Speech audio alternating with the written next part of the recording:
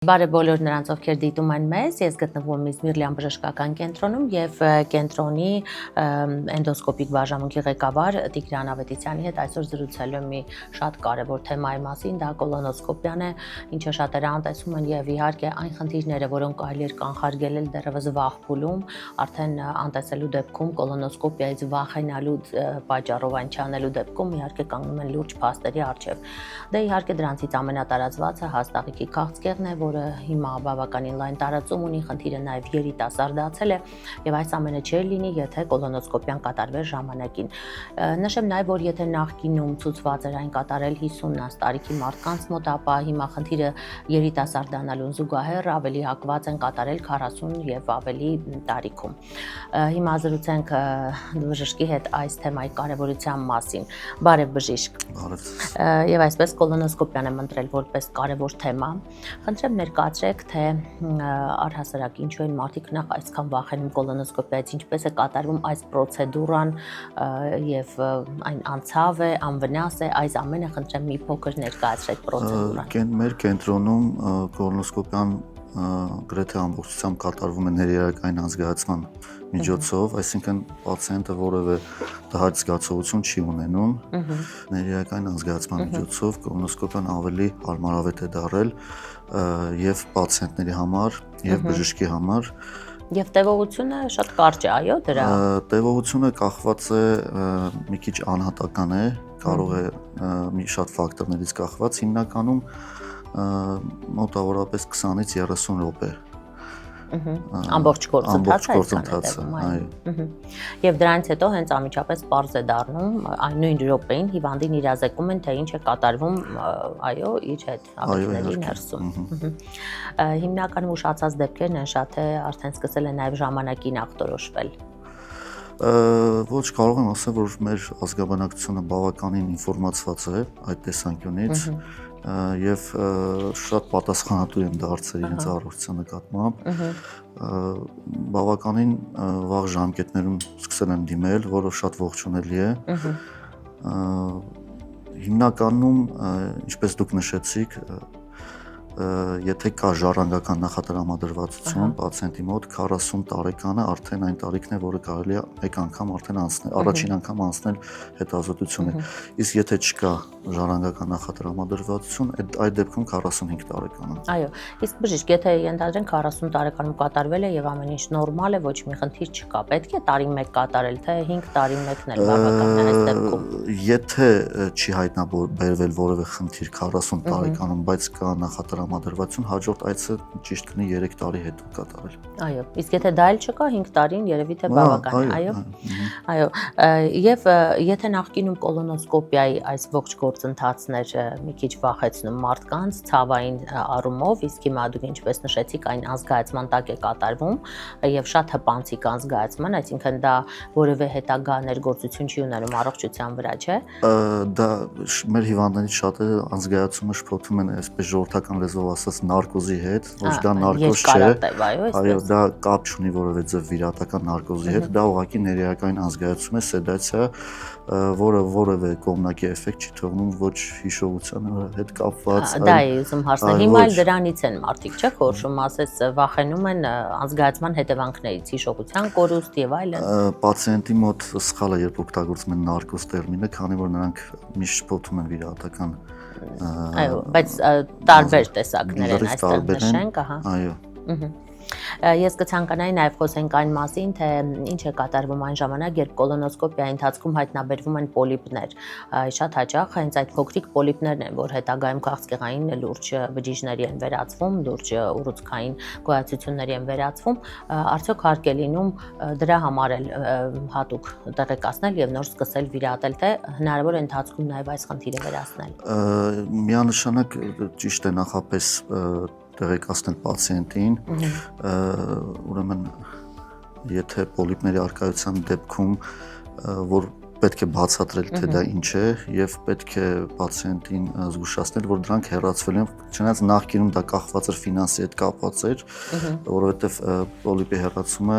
այլ ֆինանսական ծառայություն է եւ պացիենտներից որոշ մասը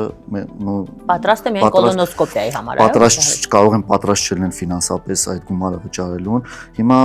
բարեբախտաբար գրեթե այդ խնդիրը չկա, համընդհանուր այդ ապահովության հետ կապված։ Իսկ հնարավոր չէ նախապես իրազեկել եւ միգուցե նա պատրաստ է այդ գումարը ավելացնել եւ մեկ սեդացիայի միջոցով նաեւ ազատվել պոլիպներից։ Միանշանակ հնարավոր է։ Պոլիպների հետ կապված ուզում եմ հարցնել, արդյոք դրանք հետագայում կարող են նորից առաջանալ, ենթադրենք 3 տարի հետո կրկին կոլոնոսկոպիային անում այն մարդուն, ում հեռացվել է պոլիպները եւ ամեն ինչ արդեն լավ, նա անցել է բնականon կյանքի։ 3 տարի հետո, եթե ենթադրենք դուք ցուցում եք նորից գալ անցնել կոլոնոսկոպիա, հիմնականում դեպքերի մեծամասնությունում արդյոք դրանք կրկնվել են հետո։ Ուրեմն եթե օրգանիզմը հակում ունի պոլիպների առաջացման, պոլիպների հեռացումից հետո մենք պացիենտին խորհուրդ ենք տալի 3 տարի հետո նորից կրկնակի հետազոտվելու։ Այո, լինում են հաճախակի դեպքերը, երբ 3 տարի անց նորից ախտորոշվում են պոլիպներ եւ պարբերաբար կատարվում է պոլիպեկտոմիա, պոլիպների հեռացում էնդոսկոպիկ։ Բժիշկ Ավետիսյան, կցանկանայի նաև նշեք, թե կոլոնոսկոպիայի ժամանակ ինչ այլ խնդիրներ կարող են հայտնաբերվել, այ մենք մի փոքր կանգառանք պոլիպների վրա, բայց ուրիշ ինչ դեպքեր, խնդիրներ է, որ բացահայտվում են կոլոնոսկոպիա կատարելիս։ Կոլոնոսկոպիա կատարելու ընթացքում շատ հաճախ հայտնաբերվում է աղիների խրոնիկ բորբոքային հիվանդությունները, ինչպիսին է կրոնի հիվանդությունը, խոցային կոլիտը, որը շատ կարևոր է տարբերակել մեկը մյուսից։ Բժիշկ, եւ եթե մենք ամփոփենք մեր զրույցը եւ կարեւորելով կոլոնոսկոպիայի նաեւ դերակատարումը յուրաքանչյուրիս կյանքում, քանի որ բոլոր քաղցկեղային հիվանդությունները երիտասարդացել են եւ մենք պարտավոր ենք ժամանակին բժշկի ցուցումով պրոֆիլակտիկ առումով ստուգումներ անցնել, խնդրեմ ձեր ուղեցույցը բոլոր նրանց, ովքեր դիտում են մեզ, այ որքան ժամանակը մեկ որ տարիքից սկսած պետք է անցնել այս հետազոտությունը եւ արդյոք պետք է ինչ որ ազդանշանների դեպքում անցնել, թե պրոֆիլակտիկան նույնպես կարևոր է, խնդրեմ։ Իհարկե, ինչպես նշեցի 40 տարեկանից հետո պետք է անցնել այս հետազոտությունը, կան մի քանի կլինիկական նշաններ, որը որ ուրեմն կանխանշան է հետազոտվելու համար, օրինակ կյանքում թարմարյան արկայությունը, քրոնիկական լուծերի դեպքում կամ փորկապությունների դեպքում, անհայտ ծագման քաշի կորստի դեպքում, անեմիաների ժամանակ կարելի է պետք է անպայման անցնել հետազոտությունը։ Դրանք այն կարևոր ազդանշաններն են, այո, որովայնացավ, վքնածություն, սիմպտոմները որովայնում դիսկոմֆորտի դեպքում։ Եվ այս դեպքում պետք չէ սպասել 40-ից տարիքում լինել, այո, երևի թե դա ավելի երիտասարդ։ Իհարկե, մենք կարևոր նշանակություն ունի նաև ուրեմն կլինիցիստի հետ համատեղ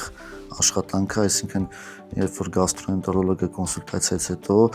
լինում են դեպքեր, երբ ուղղորդում է, այո, մեզ մոտ հետազոտվել է, այո։ Եվ այսպես բժիշկ ամփոփելով մեր զրույցը, կարծում նաև պետք է հեռուստադիտողին ուղղորդել, թե ինչպես պետք է պատրաստվել կոլոնոսկոպիայի գնալիս։ Խնդրեմ նշեք այն քայլերը, որ մարդիկ չպետք է մի օր արթնանան եւ որոշեն գալ այս դիագնոստիկ այս մեթոդին դիմելու, այ ինչ քայլեր է պետք։ Իրականում այդ խնդիրը կա, որը բավականին եւ բարդացնում է մեր գործը։ Հիվանդներից շատերը գալիս են անպատրաստ վիճակում եւ այդ դեպքում ախտորոշումը հստակ լիարժեք ախտորոշումը ավելի է բարդանում, պատկերը հստակ չի լինում։ Այո։ Նախ եւ առաջ կոլոնոսկոպիա գալուց առաջ պետք է մի քանի օր դիետա պահել, այսինքն պետք է ռացիոնից բացառել այնպիսի սննդանոթներ, ինչպիսիք են կանաչեղենը, ուրեմն կորիզավոր մրգերը, հատկապես մանր կորիզավոր մրգերը, ավելի ծանր սննդատեսակներ, ավելի շատ հեղուկ օգտագործել։ Դա խոսքը 2-3 օրվա մասին է, չէ՞, նախորդով, այո։ Իսկ նախորդ օրը, այ գիտեմ, որ հատուկ մաքրող կան պրեպարատներ, որ նախատեսված է աղիքները նախապատրաստում կոլոնոսկոպիայի համար։ Նախորդ օրը պացիենտը Այդ ընդունում է այդ հեղուկը, այո, ընդունում է այդ հեղուկը, որոշակի քանակությամբ հեղուկը ընդունում է, կա մի քանի փուլով կա երկփուլ ձևը, երբ ուրեմն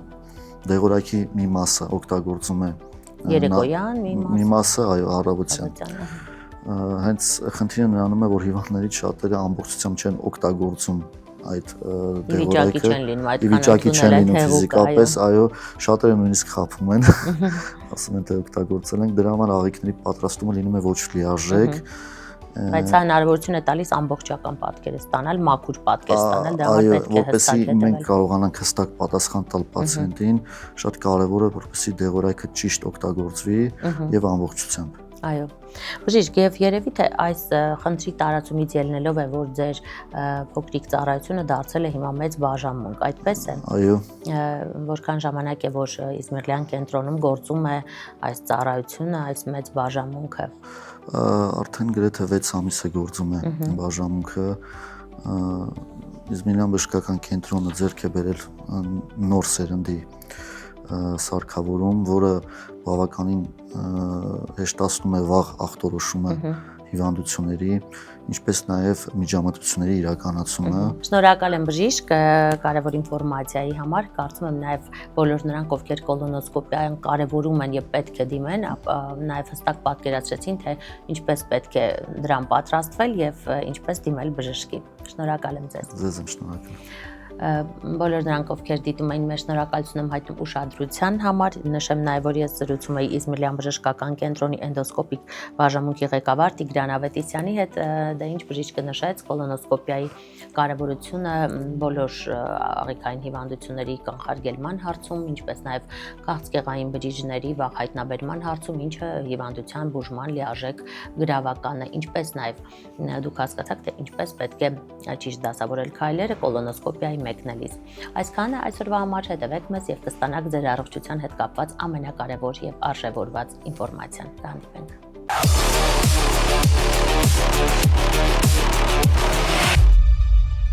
Ֆիլմ ջրեք, ջուր խմելու ժամանակն է։ Ողջույն առողջ սպորտի սիրահարներին եւ բոլոր մարզասերներին, ովքեր դիտում են Մեդինֆորմը եւ այսուհետ մեր ծրագրում իր տեղն է գտել սպորտային այս կարևոր էջը։ Մարզիչների օգնությամբ ցույց ենք տալիս, թե որ վարժությունը սխալ է կատարել այսպես եւ որ ինչպես է ճիշտ կատարել այնպես, որպեսզի օգուտի փոխարեն վնաս չպատճառենք օրգանիզմին։ Ես գտնվում եմ Hills սպորտային համալիրում եւ